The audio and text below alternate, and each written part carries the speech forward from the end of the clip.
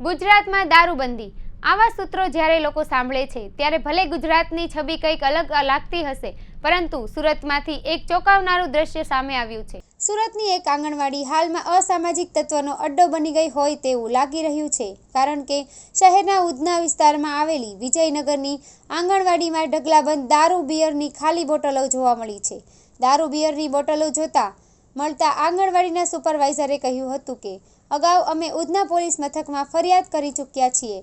તે સ્થાનિકે કહ્યું છે કે અહીં સોસાયટીના બાળકો આવે છે, વારંવાર રજૂઆત કરવામાં આવે છે, છતાં સાંભળવામાં આવતી નથી।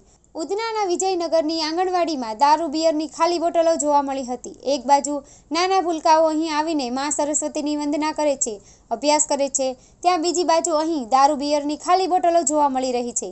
દારૂની પોટલી, દારૂની બોટલ અને બિયરના ટીન જોઈને ચોક્કસથી કહી શકાય કે અહીં રાત્રિના સમયે કઈ રીતે અસામાજિક તત્વો આવે છે અને દારૂની મહેફિલ કરે છે। આંગણવાડી નંબર 29 કૈલાસનગરમાં દારૂ બિયરના બોટલના દ્રશ્યોને આ અંગે આંગણવાડીના સુપરવાઇઝર રત્નાબહેને જણાવ્યું હતું કે આ પ્રવૃત્તિ અંગે ઉધના પોલીસ મથકમાં ફરિયાદ કરવામાં આવી હતી। અહીં સુરક્ષા માટે કોઈ ગાર્ડ નથી, અમે અહીં આંગણવાડી બંધ કરીને નીકળી જતા હોઈએ છીએ, ત્યારબાદ રાત્રે કોણ આવે છે આ અંગે અમને કંઈ ખબર નથી। સ્થાનિક રાવ સાહેબ ગિરાસે જણાવ્યું હતું કે આ આંગણવાડીમાં 4 સોસાયટીના બાળકો આવે છે, અહીં સુરક્ષા માટે કોઈ ગાર્ડ નથી। સ્થાનિકો દ્વારા વારંવાર રજૂઆત કરવામાં આવી છે, તેમ છતાં રજૂઆત સાંભળવામાં આવતી નથી।